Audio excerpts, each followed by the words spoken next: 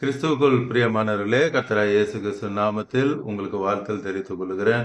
இந்த புதிய நாளிலும் அப்பா உங்களை புதிய நன்மையினாலும் கிருபையினாலும் உங்கள் ஒவ்வொருவரையும் ஆசீர்வதிப்பாராக. இந்த காலை நேரத்திலும் அப்பா உங்களோடு கூட பேச போகிற வார்த்தை யாத்திராகமும் 2ஆம் அதிகாரம் 25ஆம் வசனம்.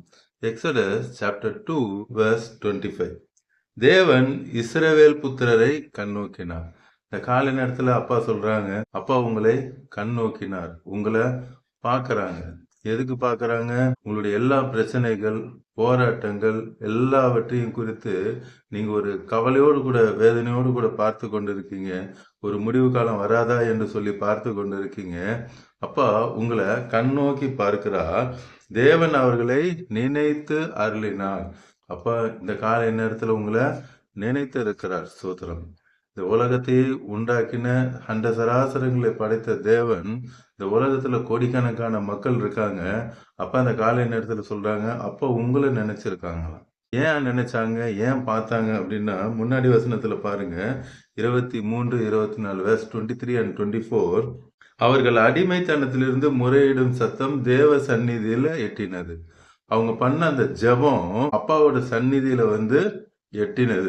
இன்றைக்கு அப்பா சொல்றாங்க, நீங்க இவ்வளவு நாள் பண்ணின ஜெபம் அப்பாவுடைய சந்நிதியில போய் எட்டினது.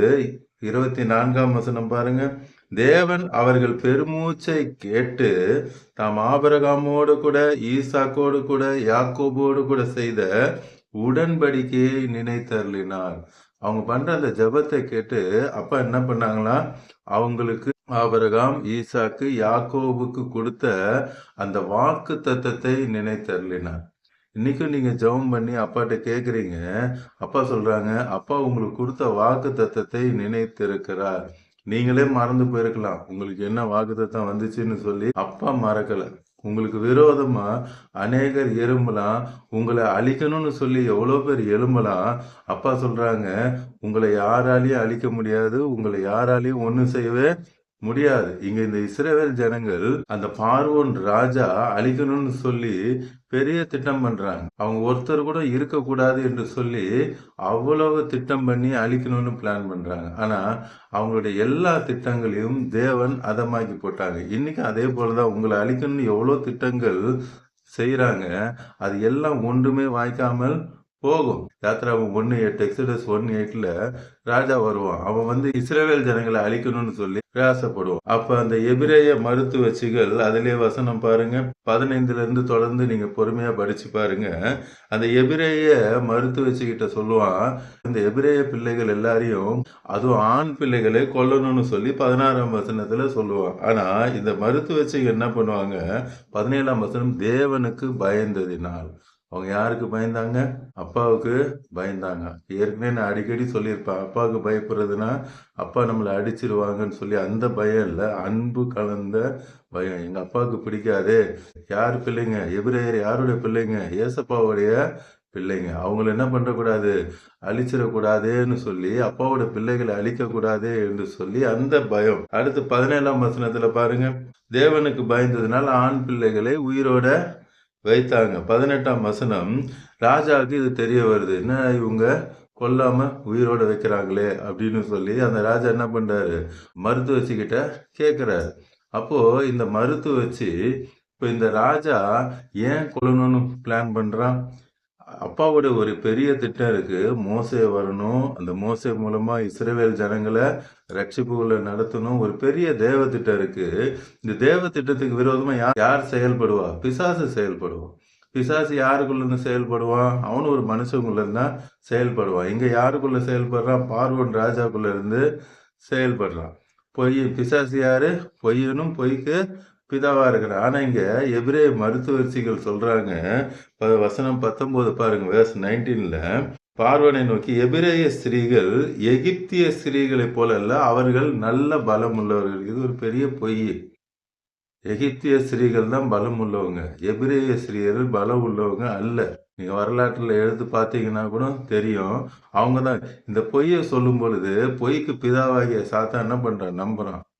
அப்பா உங்களோடு கூட இருக்கும் பொழுது பிசாசை ஏமாந்து போயிடுவான். அப்பா உங்களுக்கு செய்ய போகிற அற்புதத்தை பிசாசால கண்டுபிடிக்கவே முடியாது. அவர் அவ்வளவு வல்லமை உள்ள தேவன். இப்போ இந்த எபிரேய மருத்துவச்சீர்கள் அவங்களுக்கு என்ன பண்ணாங்க?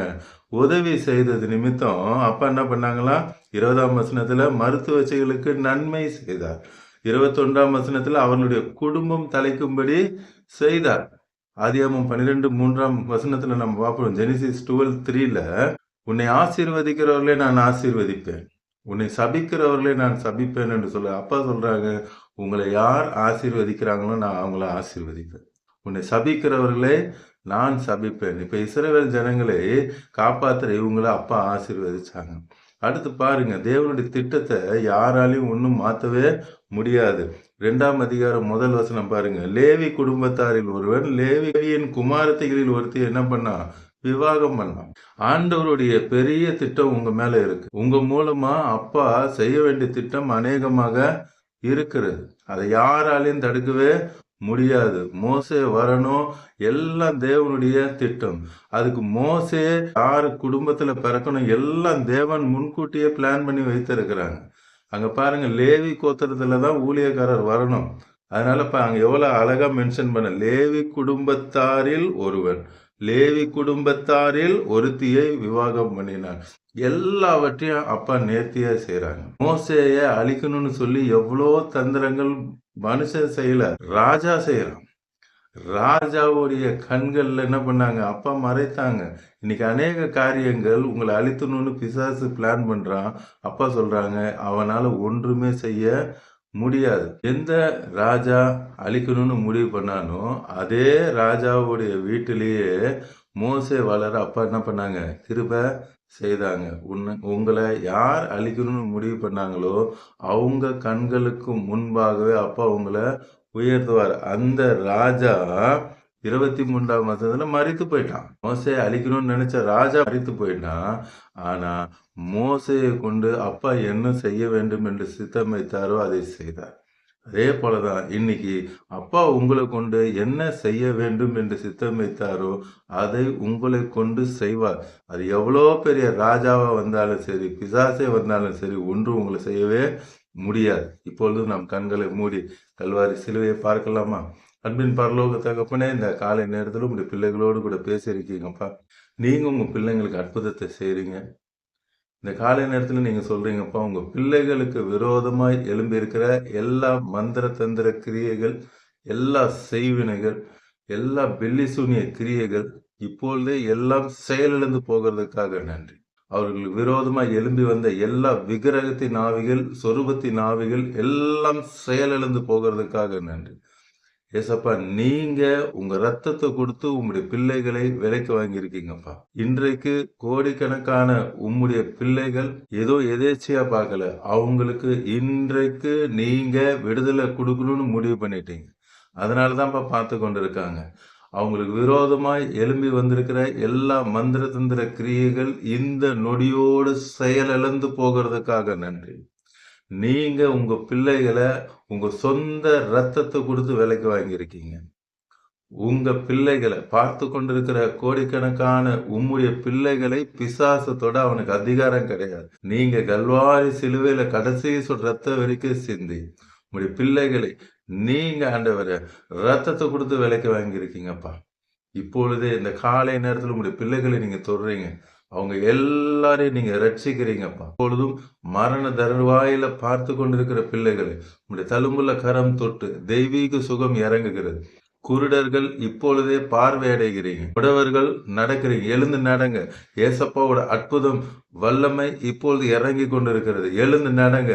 விசுவாசத்தோட எழுப்புங்க. இந்த நொடியே ஏசப்பா அற்புதம் செஞ்சுட்டாங்க. அதே போல திமிர்வாதக்காரர்கள், முடக்குவாதம், ஆமா, இன்னும் சரீரத்துல என்னென்ன மறிக்கிற வியாதியோடு பார்த்து கொண்டு இருக்கிறாங்களோ எல்லாருக்கும் உயிரோடு எழுப்புகிற அந்த வல்லமை இறங்குகிறதற்காக பண பிரச்சனையோடு கூட பார்த்து கொண்டு இருக்கிற பிள்ளைகளுக்கும் இப்பொழுது நீர் அற்புதத்தை செய்கிறீரப்பா.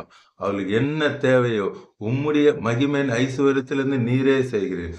ஆம்தகவன் அவங்களுடைய எல்லா கடன் பிரச்சனையும் மாற்றி குடும்பத்துல சமாதானம் இல்லை, தாய்க்கும் மகனுக்கும் சமாதானம் இல்லை, அந்த சமாதானத்தை கெடுத்து கொண்டிருக்கிற எல்லா துர்க்கிரியைகளை கடிந்தப்புறப்படுத்துகிறேன். குடும்பத்தில் இப்பொழுது சமாதானம் உண்டாகிறதுக்காக நன்றி. அதே போல திருமணம் நடக்கவில்லையே என்று சொல்லி வேதனையோடு பார்த்து கொண்டிருக்கிற பிள்ளைகளுக்கும் சீக்கிரத்துல நீங்க அற்புதம் செய்றீங்கப்பா. அவர்கள் திருமணம் நீங்க கானாவூர் திருமணத்தை போல நடத்தி வைக்கிறதுக்காக குழந்தை பாக்கியம் வேண்டும் என்று பார்த்து கொண்டிருக்கிற பிள்ளைகளுக்கு இப்பொழுது இந்த அற்புதத்தை செய்கிறீரப்பா. அடுத்த உட்பவ கட்ட காலத்துல பிள்ளையோடு கூட உங்களுடைய நாமத்தை அவர்கள் மகிமைப்படுத்த போகிறதுக்காய் சொல்றேன். இப்பொழுது நீங்க சொல்றீங்கப்பா, பார்த்து கொண்டிருக்கிற கோடிக்கணக்கான பிள்ளைகள் எல்லாருக்கும் ஒருத்தர் விடாம இப்பொழுது அற்புதத்தை செய்கிறேன்.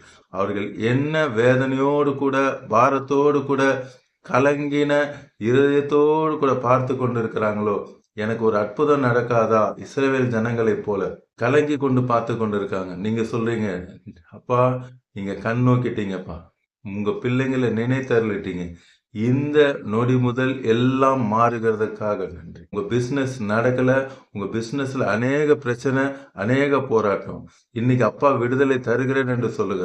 இப்பொழுதே இந்த நொடிய உங்க பிசினஸ முன் இருந்ததை பார்க்கலும் 2 மடங்கு அப்பா ஆசீர்வதிக்க போறாங்க. அதே போல உங்க வேலை ஸ்தலத்தில் இருக்கிற பிரச்சனைகளை மாற்றி அந்த இடத்துல உங்களை உயர்த்தி தேவன் வைக்க போகிறார். நன்றி தகப்பனே. இப்பொழுதே நீர் அந்த அற்புதங்களை எல்லாம் செய்து கொண்டிருக்கிறீரப்பா. பார்த்து கொண்டிருக்கிற கோடிக்கணக்கான உம்முடைய பிள்ளைகளை நீங்க ரட்சித்து ஆசீர்வதிக்கிறீங்க. இந்த நாள் முழுவதும் உங்களுடைய கரம் அவர்களோடு கூட இருந்து வழி நடத்துகிறதுக்காக நன்றி. எக்ஸாம் எழுதுகிற பிள்ளைகளுக்காக ஜெபிக்கிறேன். உங்களுடைய ஞானத்தை குறித்து ஆம்ரஜா அவர்கள் எல்லாம் சென்டம் எடுக்க நீர் கிருபை செய்கிறதுக்காக இயேசு நாமத்தில் ஜெபிக்கிறேன். நல்லது. ஆமென், ஆமென். தொடர்ந்து பாருங்க, அப்பாவோட வார்த்தையை கேளுங்க, அநேகருக்கு ஷேர் பண்ணுங்க. அப்பா உங்களை ஆசீர்வதிப்பாங்க. God bless you. Praise the Lord.